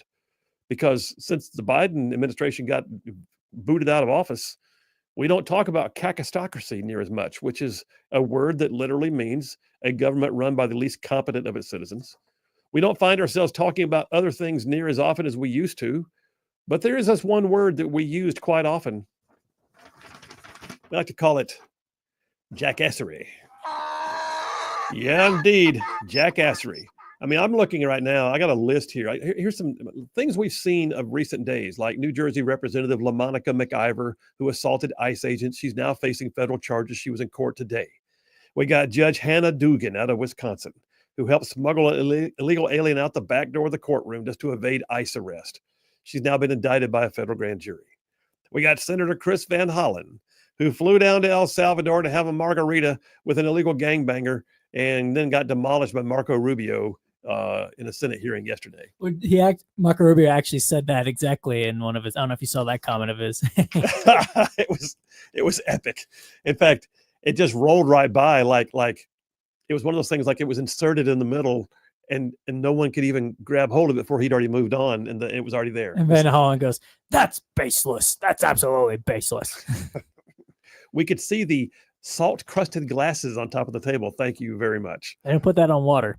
How about this, Jackassery? The biggest debate within the Democrat media establishment right now is who's to blame for Joe Biden's mental and physical incapacitations. You got the fact that Kamala Harris keeps coming out and giving speeches sounding worse than she did before. You got Tim Walz, who's out there telling Minnesota college grads that federal law enforcement is nothing but Gestapo. You got David Hogg being pushed out by the DNC. We embrace the young. We want Gen Z. Oh, wait, not him. They kick him out. Dude hadn't even been in position of leadership for like, what, a month? And they're already ousting him. Because he didn't meet the diversity requirements. He was not diverse enough. And then you got Chuck Schumer, who's 74, Nancy Pelosi and Bernie Sanders in their 80s. And yet AOC and Jasmine Crockett are like figureheads in the Democrat Party. So the Jackassery just runs deep in the Democrats right now. But some of the decisions that you're watching, you look at it and go, okay, when is someone going to say, that's about enough of that? Like, here's one that I hold in my calloused former paratrooper hands. Pulled this off the New York Post. You know, crime in the big city. why is it always a surprise to them that when you throw money at it that doesn't involve throwing money at police officers, that you actually wind up with more crime? So the city of New York, Mayor Eric Adams, who actually has moderated his positions quite a bit, especially since he got indicted. But nonetheless, Mayor Eric Adams, the city of New York is going to spend $1.6 million to put panic buttons in hundreds of bodegas around the city. Panic buttons. Wait. What buttons? Panic buttons. Do they make that sound when you press it? I don't know. I walked right into that Yeah, you did. with my mouth hanging wide open. Yeah, 500 of them installed in hotspot crime areas. So across the 5 boroughs of New York, they're going to say, okay, here's a great idea. We don't know what to do to stop crime. How about we upfund the police force? No, can't do that. Why don't we do this? We'll put panic buttons in the bodegas. They're bodega buttons. So bodega is going to have a button. Bodega feel threatened. Bodega push button. Bodega gets the scream. Go ahead and launch it again if you want to. Now I'm ready. Thank you. Thank you very much. And the delis will suddenly have, like, I don't know, somebody coming. I don't know. If you don't unfund the police, who's going to come? It's Don't know. It's layers of jackassery is what I'm seeing right there. How about this one? A Christian summer camp. Fox News has this one, Dateline yesterday. A Christian summer camp that has been in. So by the way, I used to work for a ministry called Young Life. I was on Young Life staff for 7 years. Still, I like to say it's one of the best jobs I've ever had in my incredibly diverse, somewhat schizophrenic resume. But working for Young Life was amazing. And Young Life has amazing properties for kids. They're almost like resorts for kids. They're so incredibly well done, so incredibly quality. Some of our best camps are out in Colorado. I love Colorado. I can't tell you how many times I took kids to Colorado, or for that matter, just wanted to be there because, Rocky Mountain High is just an incredible place. Well, there's a camp in Colorado that has been there for decades, and the camp it's got a weird name. It's called Camp Idrahaje, which is like a spinoff of the words "I'd rather have Jesus." So that's the name, Camp Idrahaje. It's a Christian children's summer camp for kids ages 6 to 17. Been there since 1948. They have between 2,500 and 3,000 campers come through every year to Camp Idrahaje. And Camp Idrahaje, for the first time in its entire existence, had to file a complaint in federal court just a week ago. Why? Well, it's Colorado. Imagine where we're going here.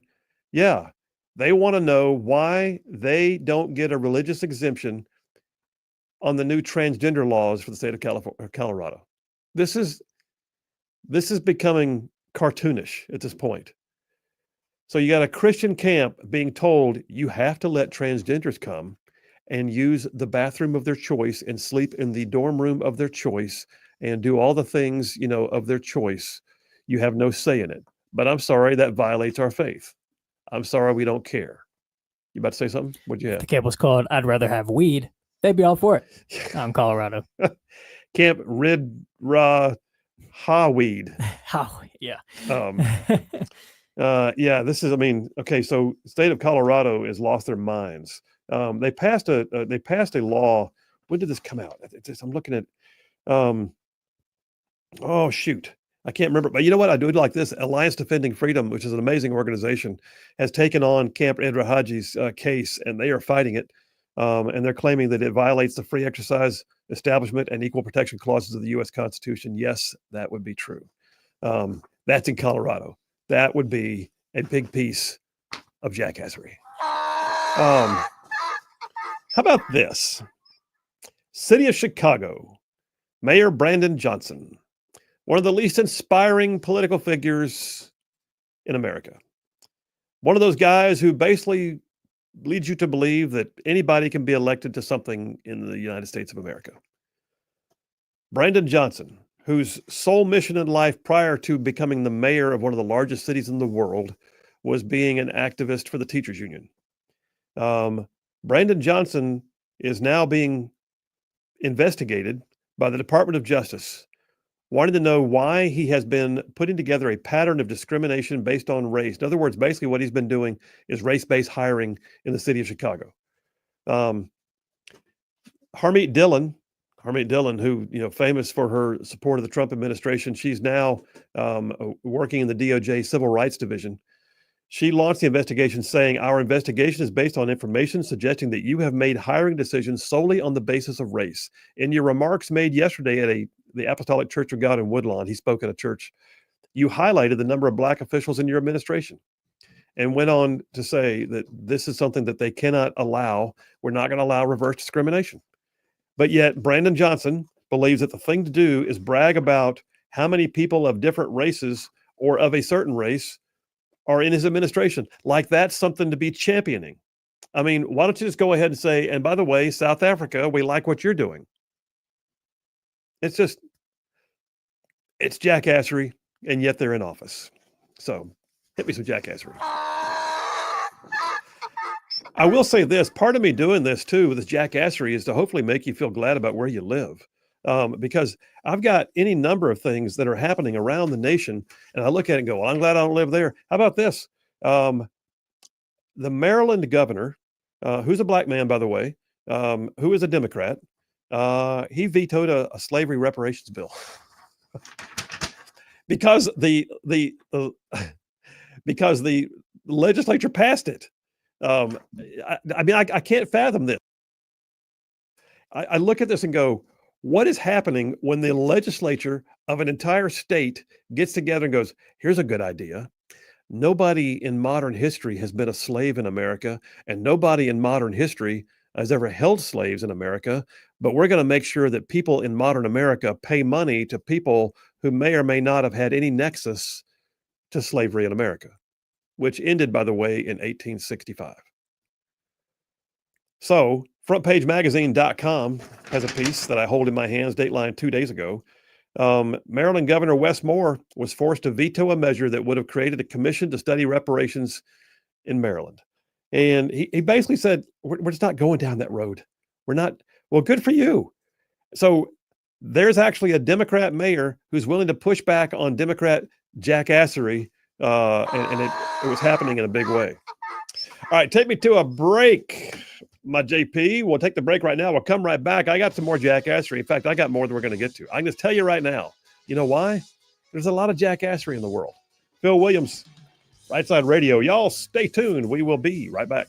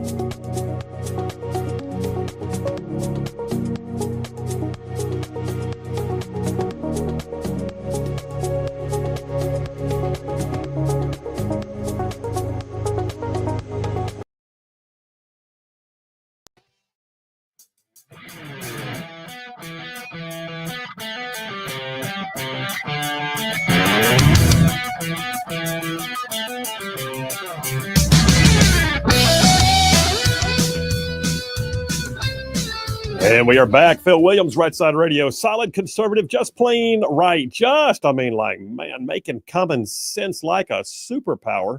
All right, so I got a piece here from the New York Post. Sometimes Jackassery can be expensive. Just saying. Sometimes Jackassery can actually have a price tag attached to it. Like, how about California? So, piece from the New York Post, Dateline 2 days ago. Last week, California Governor Gavin Newsom announced that his state is facing, wait for it, a $12 billion budget deficit. State of California, a $12 billion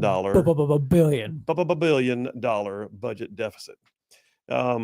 Pray tell, why would this be? Well, it's mostly the budget-busting welfare programs they have out there. So the piece I've got here for the New York Post points out that one of the things that they've done in California is just like literally give away the farm. They are giving so much free stuff away to I say free, somebody pays for it. So much free stuff away to illegal aliens, especially that the blue state governor out there is finding himself unable to pin the blame on anybody else. It's not a federal government problem. It's not like you didn't get your federal funding. It's because California is in a hole because of unprecedented levels of social service spending, especially on illegal immigrants. And Gavin Newsom is now saying, oh, by the way, we've got a $12 billion budget deficit. Last year, they made their version of Medicaid. It's called Medi-Cal. Medi-Cal was made available to all illegal immigrants. So come to the United States, get your surgeries for free. Come to the United States with all the health issues you might bring from your third world country. We'll take care of you, clean all that up. It'll be great. By the way, we'll all pay for it. Cool. No problem. And listen, that's not me being heartless, but at some point you got to have some realism. There was recently a state audit on homeless spending in California. Found the state had spent $24 billion in the last 5 years on homelessness. And yet the homeless population grew by 30,000. What exactly are they funding? Are they funding the ability to drag them out in the street and leave them there? What is happening right now? Anyway, all we're looking at here is California, which, if by the way, if you look at California by itself, California has a GDP that is bigger than most nations in the world. It is a incredibly productive state that is incredibly stymied by Jackassery that is just ripping it up. Like I said, Jackassery, it has a price tag sometimes. How about Tim Walz? How about we not talk about Tim Walz? Please. Well, let me just do this. The guy that helped, Kamala Harris learn how to speak to white guys, because, that was a thing. Democratic Minnesota Governor Tim Walz recently compared ICE, the Immigration Customs Enforcement personnel, to the Gestapo. Does he really know what the Gestapo is? Is he aware of what the Gestapo is? When he slings out terms like that, does he have any idea what he's really saying? That those are the people who, by the way, killed millions of Jews in concentration camps, the Gestapo, who disappeared people in the dark of night all the time. He doesn't care. So basically, Tim Walz is giving a speech at the University of Minnesota Law School, a commencement address, standing up there in his robe and the silly beret they make him wear sometimes when they do the commencement addresses, and start talking about executive orders issued by Trump to address illegal immigration, and then began to compare ICE to the Nazi German dictator Adolf Hitler's Gestapo secret police in a commencement address. I'm pretty sure that even those somewhat partisan members of the audience would probably have preferred to just come and hear about the great things that are going to happen when their son or daughter walks out into the world with that law degree and actually begins to pay their own bills. But no, they got to hear doom, gloom, Gestapo. Last couple I've got on Jackassery. So New Jersey Republican gubernatorial candidate Jack Ciattarelli. New Jersey's really got it going on lately. They got mayors being arrested. They got Congress people being indicted. And now they got a New Jersey Republican gubernatorial candidate saying that all Democrats running for the position believe with sanctuary cities that New Jersey ought to be a sanctuary state. So the Republican is calling him out. Chitterelli, who's running as the Republican for governor, is saying that New Jersey is filled up with Democrats who want New Jersey to be a sanctuary state. He said this. He said, when someone is trespassing in a high security area, we put our hands on them. That's exactly what we did with Mayor Ras Baraka. You remember the whole thing around the ICE facility where they were just there to do oversight. That's all. Never mind the elbow you put in the back of the police officer's head. But Chitterelli says, you know what? What we're looking at here is basically they're trying to make us a sanctuary state. And the sanctuary states, I think they ought to go ask California how that level of jackassery is working out. There's that. All right. I just ran the gamut. Jackassery. I hope what I did also, too, is just gave you a sense of why you should be glad you live where you live. All right, coming up next, we're going to do the Grand Council coming up at the after the break at the top of hour number 3 here on a hump day. The Grand Council with my brethren Jeff Poore, and sitting in for Dale Jackson today, our buddy Yaffe. So yes, it is going to be a high time because I'm pretty sure there's a lot of things in the news. Phil Williams, Rightside Radio. Y'all stay tuned. We will be right back.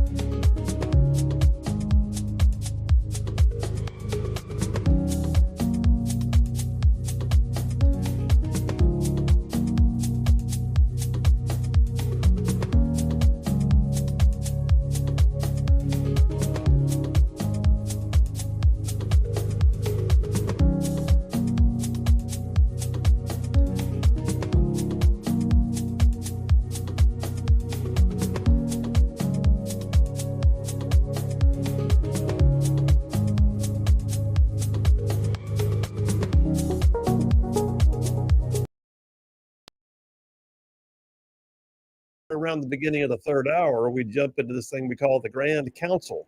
Now, a Grand Council typically has 3. Right now, we have a quorum that appears to be roughly 2, but let me call the roll on what I got.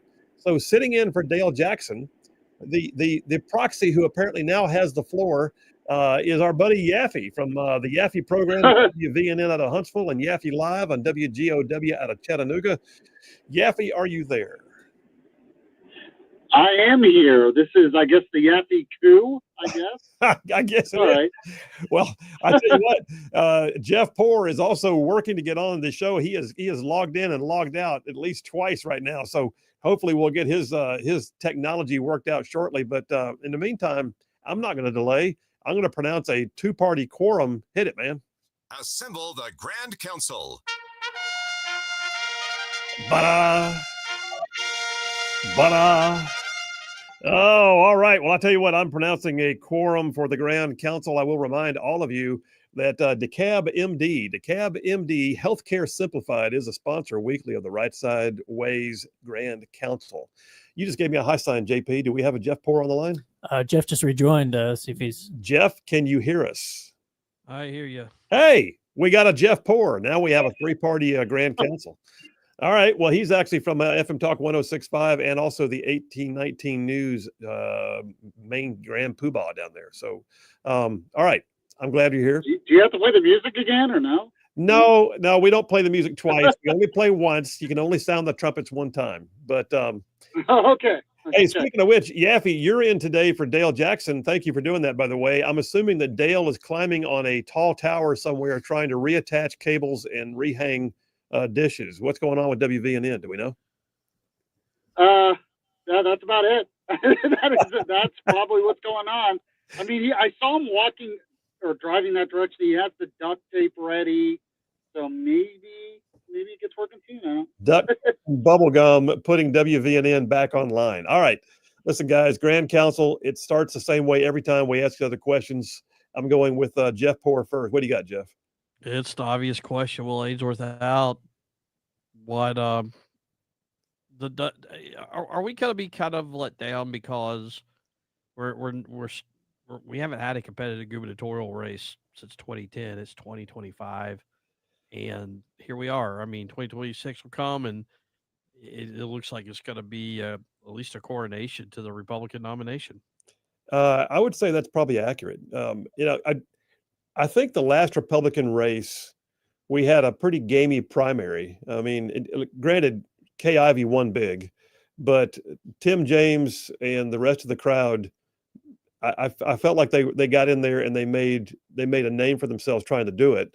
But you're right. Once the Republican gets the nomination, it's pretty much a given at that point. And I think it's going to wind up being Tommy Tuberville, and we'll know for sure next week. But I feel certain it's going to be Tommy Tuberville. So yeah, I think it's going to be an easy road for him at that point. With Will Ainsworth stepping out, who's left? Dean Odle, I guess. I mean, is anybody else going to run for governor that I'm not even aware of a primary here? Yeah, Odle's a declared candidate for lieutenant governor, so it won't even be him. For lieutenant governor? Well, good. Flat Earth in the State House. That's going to be awesome. Yaffe, what do you think, man? Well, I mean, there's just no one else who could give Tuberville a run for his money that's going to run. I mean, there's literally only one person I could think of that maybe could compete with Tuberville in a primary, and that's Katie Britt, but she's not going to run against Tuberville. No. So, like, there's just no one else who can even come to mind that could even give him a run for his money. So it's his to lose, I guess. Well, I mean, and I look at, I'd agree with you. I can't think of anybody else on the political horizon that we know of who would step in with name ID and money and sort of a favorability rating that would be from day one. So here's my question for you: is there anybody on the Democrat side who can rise up and make this a competitive race? Can Doug Jones or somebody like that run for governor and make it gamey for Tuberville if he's running as the nominee for the Republican Party? Jeff, what do you think? He won't. I mean, he won't make it competitive in the general. The reason you would want Doug Jones if you're a Democrat is Doug Jones will help down ballot, and I think there are maybe 3 legislative seats Democrats could pick up given the right circumstances. Tom Butler's seat. There's a seat in the Wiregrass, Yeah. maybe one other, but that's what they need. You can't have Yolanda Flowers at the top of the ticket, and people are just gonna stay home. I mean, you gotta give them something to vote for, and Doug Jones would have to be led to slaughter, but there would be a benefit down ballot. Well, but is Doug Jones willing to put his name on that? I mean, he's still seen as a guy who can speak for the party, but does he want to be the guy who took a bullet for the party, so to speak? I Yeah, mean, he lost yeah. about 20 points last time to Yeah. Tuberville. Yeah, it's I huge. mean, would it be any closer, or would it be a bigger margin this time around? I think it'd be a bigger margin. I'll be honest with you. I think it would. I do too, because I don't think he's going to be as well funded if he runs again. No, I agree with you. Absolutely. Weigh on it, Yaffe. What do you think? Is there a Democrat who can actually do anything in a governor's race in Alabama? No, not that I can think of, and I'm even including Nick Saban. I don't think if Nick Saban ran as a Democrat, he could beat Tuberville right now. Well, now that is an interesting option. So if Nick Saban, who the world believes is a closet Democrat, now JP's is bristling when I said that, but if He is, I agree with you.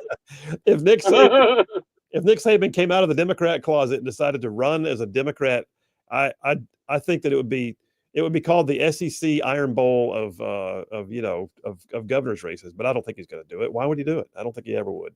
All right, next question. What do you got for us, Yaffe? Okay, is Lieutenant Governor Will Ainsworth going to run for Senate? And that's an Who goes easy first? question.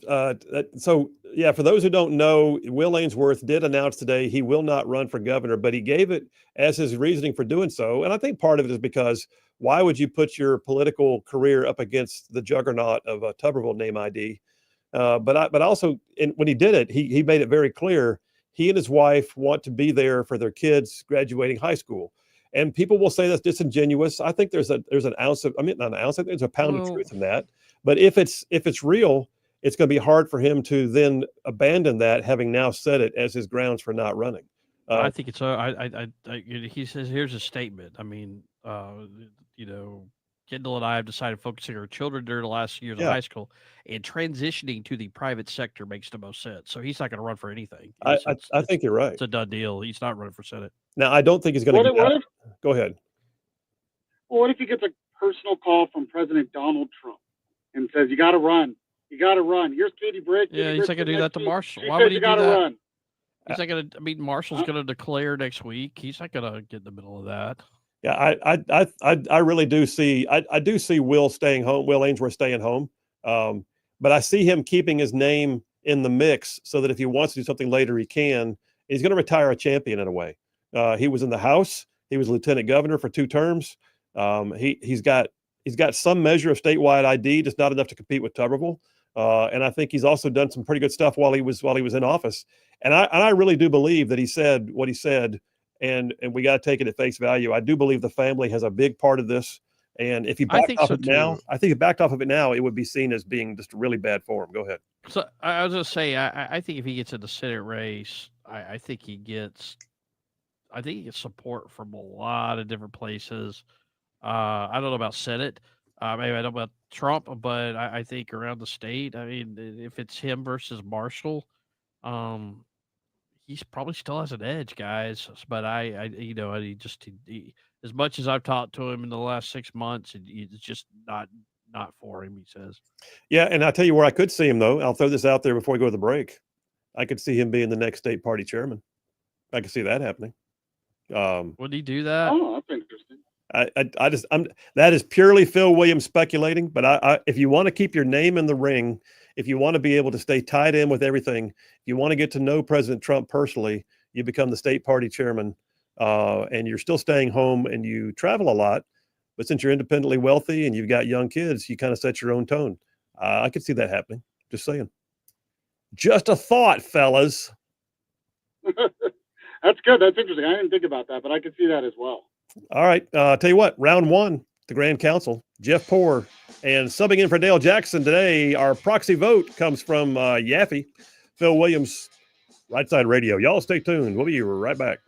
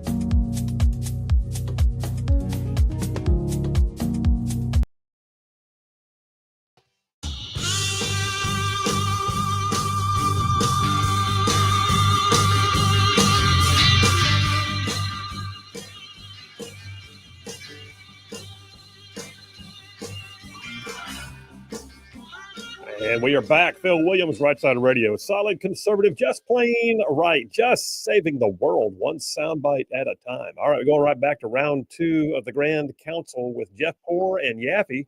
I'll remind you guys, brought to you by DeKalb MD. DeKalb MD, Healthcare Simplified, and I'll tell you more about them here in just a few minutes. So, round 2, first question. Jeff Poor, what you got?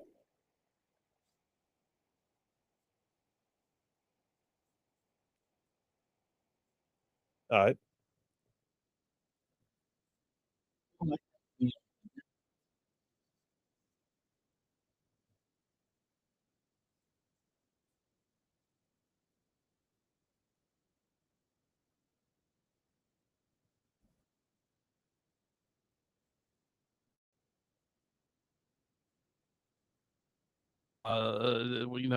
This Medicaid is going to bankrupt us, and that Trump's running scared. He thinks he's going to lose in 26, but the House. But guess what? Probably going to lose the House anyway. Need to go ahead and make the big stand here. Big beautiful bill. What do you think? I look at it and I watch the machinations. I mean, right now the Freedom Caucus, which I typically am aligned with the Freedom Caucus. I'm afraid they're going to throw the baby out with the bathwater on this one. And I agree. I think that we need to go ahead and get this thing passed. And I don't mind them debating a little further. They might get a little more cuts in there. They might get a little more of something that we can like feel good about. But at the same time, I don't think we have the luxury of waiting. Because I agree with the premise that, and I've said all along, Trump's got 2 years. He doesn't have 4. He has 2 years to really move the agenda. And if we don't lock it in legislatively, we are hosing ourselves because we'll have the next version of, Nancy Pelosi, Hakeem Jeffries, literally taking the gavel and running us ragged. And so if we don't do this right now, Republicans are our own worst enemy sometimes. And here we are proving it. I'm of the mind that it is time to get this thing passed, and I realize that we won't please everybody. I would much rather have the Freedom Caucus position be the validated position on the final vote, but I don't know that we're going to get there, and I'm not willing to throw away everything else for that. So there's my position on it. Yaffe, what do you think? Yeah, I tend to agree with you and Jeff, and here's why. I can't imagine even the Freedom Caucus being willing to put in place a tax hike. And that's how it would look to the average American. It would look like you raised taxes. As much as we need spending cuts, these are people that also believe in tax cuts. And I just can't imagine them really standing in the way, which results in some kind of tax hike. So it's a lot of talk right now, but at the end of the day, they're going to have to vote for it. Yeah, I think that's right.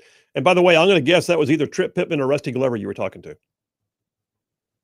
Trip Pittman. I knew it. Yeah, tell Pittman I said, hey. All right, well, what do you think, Jeff? It's your own question. What do you think is going to happen?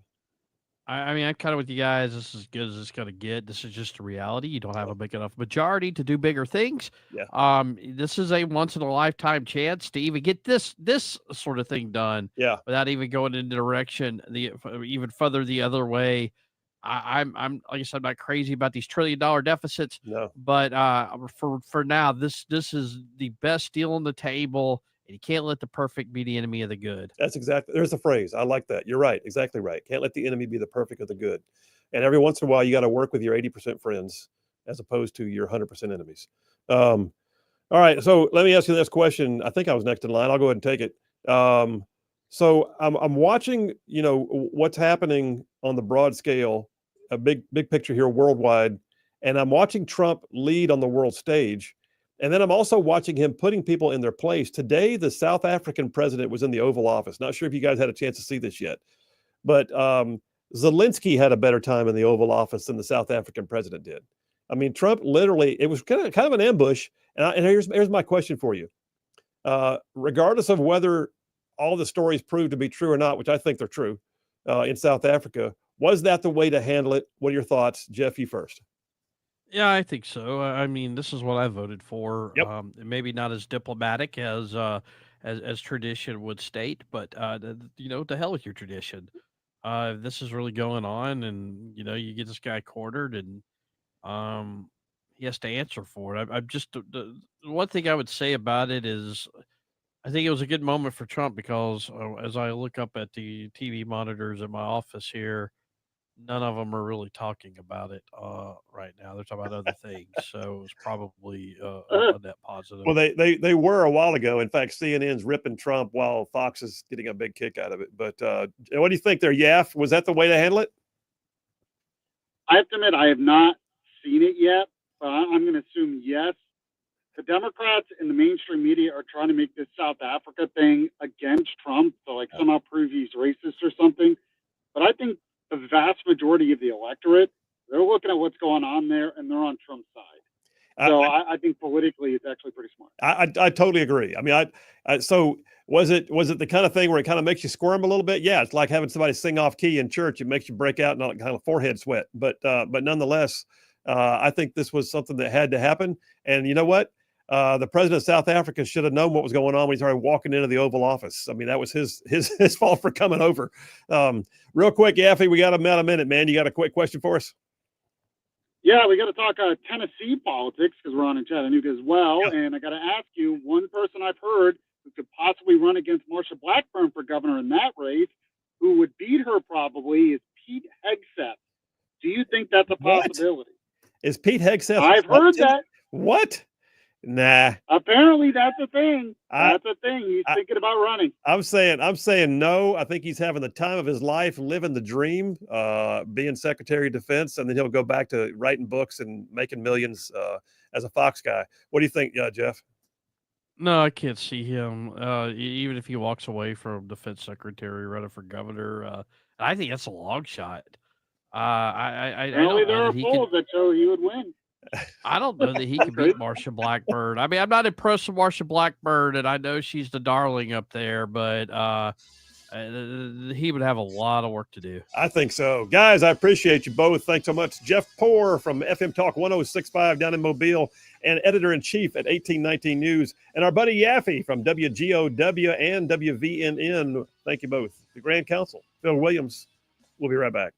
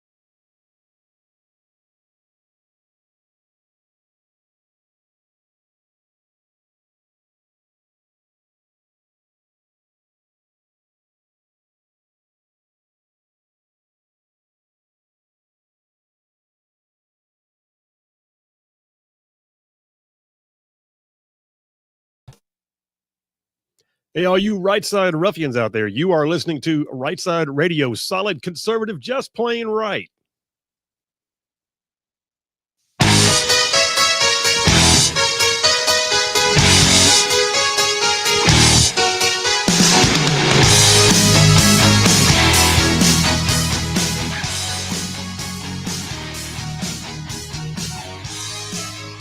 And we are back. Phil Williams, Right Side Radio, solid conservative, just plain right. Just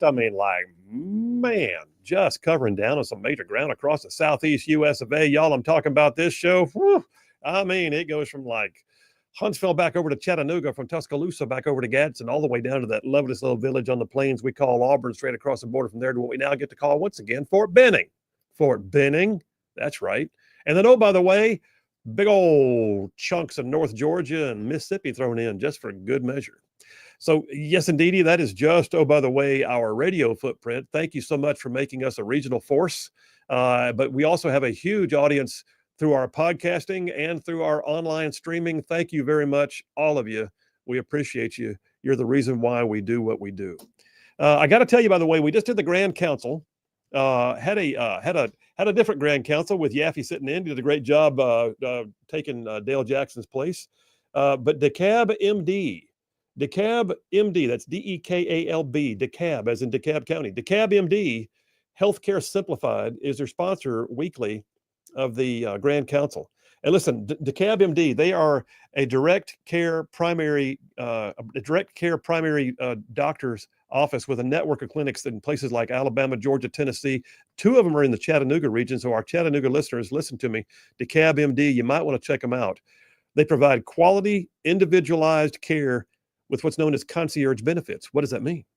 That means you go to the doctor, don't worry about your insurance. You join it like you join a gym. $75 a month. $75 a month. And all of a sudden you get same day or next day scheduling, no wait times, longer visits with your provider, even after hours access. You get a text line or a call line you can use after hours if necessary. They'll even mail your medications to your house. Look, DeKalb MD, it works with you, not your insurance. So yes, if you're tired of the hassle of dealing with the copays and the insurance and all that, DeKalb MD, Healthcare Simplified. It's primary care with you in mind, actually. I want to challenge you. Check them out. It's DeKalbMD.com. www.DeKalbMD.com. You can schedule an appointment online. Go check them out. And please, when you do, tell them you heard about it on Right Side Radio. There you go. And no disclaimer on that one. I don't have to do a disclaimer. No disclaimer needed because no lawyers are involved. No representation made. The quality of medical services is. Yeah, I mean, why? Okay, by the way, why is that a thing? How come lawyers have to have a disclaimer and doctors don't? You're the lawyer here. You tell me. I don't know. I don't know either. All God's children got to wonder. All right, here's my question. Do we have to have a disclaimer on radio shows? No. No representation made. Of course there's a representation made. It's the best show on the air. All right. How about grocery stores? No representation made that it's grocery stores. Of course they don't say that. No representation is made that this soft drink is better than. No, they don't. No representation is made that this male underwear is better than. No, they don't say that. They all claim to be the best one. But lawyers can't do that. Lawyers cannot do that. I don't know.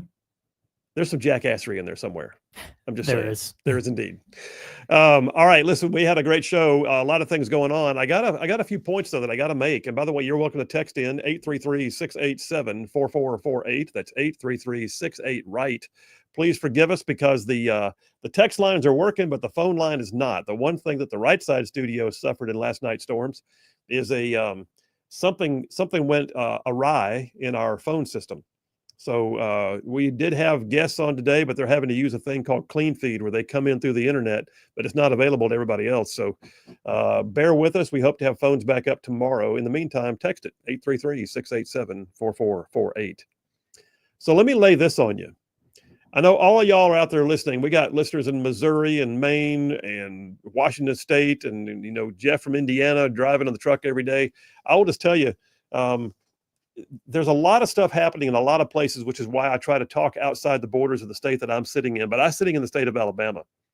But Alabama is poised right now for some amazing things. And I don't say that lightly. I am very hopeful about the next election cycle. I'm very hopeful about what we're seeing with things like, the FBI moving here, with economic development moving here. I'm very excited about what's happening with the expansion of the port capabilities down in the Gulf Coast. There's an amazing amount happening right here. And then there's sports. We're still sports dominant. I just want to lay it out there. The state as a whole is sports dominant. But now there's a major batch of decisions being put out that are also putting Alabama squarely in the front of the line when it comes to Department of Defense. Like Alabama is literally, people don't realize, but they're about to. So for instance, I've got a story that I pulled, and this one's 2 years old, and I brought it up for a reason, because for those of you who don't know, Congressman Mike Rogers, who's one of the senior members of our congressional delegation from Alabama, is in fact the chairman of the House Armed Services Committee, one of the most powerful committees in DC. House Armed Services, all things military, goes through his committee. 2 years ago, he took issue with a report that came out from then Secretary of Defense Lloyd Austin and the DOD, claiming that, the honest appraisal of the Biden administration's involvement in the withdrawal from Afghanistan was, nothing to see here. And so our congressman from Alabama took issue with it and said, no, we're not going down that road. It is incumbent upon his own committee, he said, to provide some oversight responsibilities and to begin to point things out that need to get pointed out. That being said, it took having a change of administration to really bring it to bear. But our Alabama Congressman Mike Rogers, chairman of House Armed Services, has been calling for it for 2 years, been doing what he could at the House level. But now, as of yesterday, Secretary of Defense Pete Hegseth issued a memo on Tuesday of this week, that's yesterday, announcing a review of the U.S. military's withdrawal from Afghanistan, designed to, quote, ensure that accountability for this event is met. This is huge. And I'll tell you right now, as a veteran of Afghanistan myself, it can't come too soon. I believe that heads need to roll, personally. And I think that some of those heads that need to roll have probably already retired and are drawing their pension. Some of them got voted out. But the men and women in the boots didn't do anything wrong, but the men and women in the suits hosed some people. And 13 service members died at the Abbey Gate.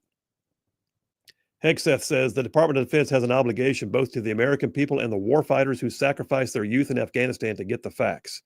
So what happened is they did conduct an initial memorandum, and they found that there were so many A, unanswered questions, and B, strange occurrences that needed to get clarified, that he has now ordered what is called a special review, which means he's assigning people whose full-time job it is now to do the review. Any of you who've been in the military before, the Army especially, we have a thing called the 15-6 investigation. That's just a designation. It's under 15-6 of the UCMJ, I believe. But the 15-6 investigation is where someone is assigned an investigating officer's status, and they then become the guy who gathers all the facts and writes the reports to give to someone else to see whether it needs to be prosecuted. I've been a 15-6 investigator in a war zone, by the way, and it's daunting. But Pete Hegseth is joining in with Alabama's Congressman Mike Rogers and saying more needs to be done to figure this out. Now, that's not just it, though. That's just one. How about this? Representative Mike Rogers also said, I hold it here in my calloused former paratrooper hands, that Alabama is going to play a huge part in Trump's new Golden Dome. So Alabama-based Missile Defense Agency in Huntsville, Alabama, is likely going to play a huge role in the new Golden Dome missile defense plan. And that was announced yesterday. I've got it right here from Axios. Phil, did you go to Axios? I did. I go to these so you don't have to. President Trump announced on Tuesday that there's $25 billion already set aside in initial funding for the Golden Dome. And he put Space Force General Michael Guetlin, I don't know how you pronounce his name, in charge of realizing the hemispheric missile shield, they're calling it. Basically what it is like Israel's Iron Dome, but it's going to be called the Golden Dome here. Trump said overall it will cost around $175 billion. Massive. but stop and think how much the Biden administration spent on climate change, and you'll be okay. Now, that being said, I saw today that China has already said, don't do that, which tells me we should do it. If China doesn't want it, I think back to the days of the Soviet Union being mad because Reagan was going to pursue the thing called Star Wars back then. They could shoot down missiles from space. Doesn't want that. Why? Well, what happens if we want to launch a missile? You'll shoot it down. That's not fair. Okay. The Golden Dome, a huge amount of this is going to be attributed to work being done at Missile Command in Alabama. Tommy Tuberville just said the same thing. U.S. Senator Tommy Tuberville just said the same thing just earlier this afternoon on his own social media, that Alabama's Missile Defense Agency will indeed play a huge role in this. And then there's this. WHNT, this is the third time I mentioned Mike Rogers. Dateline about 10 days ago. Congressman Mike Rogers says Space Command relocation announcement could come very soon. So they just confirmed, I think last week, they just confirmed the new Air Force Secretary. That's what it's waiting on, because Congress vested the final decision-making authority into the office of the Secretary of the Air Force. And the Secretary of the Air Force has now finally been confirmed. Mike Rogers said in a recent podcast interview he did that we're looking at Space Command being officially assigned to build its headquarters in Huntsville, Alabama. So we're looking at the Golden Dome at Huntsville-based Missile Defense. We're looking at the relocation of Space Command to Redstone Arsenal also. And then we're looking at, finally, Mike Rogers having his wishes as House Armed Services Chairman realized by getting a full investigation into the Afghan withdrawal. Just a short mini dipper there for you to say that, Lord, when it comes to the Department of Defense stuff, Alabama is just squarely in the mix. Like not a little bit, like a lot. So proud of it, glad of it, more of it. I like it. All right, JP, what do you think? Take me to a break. Let's do it. We'll take a break right now. We'll come right back. Phil Williams, Rightside Radio. Y'all stay tuned. We'll be right back.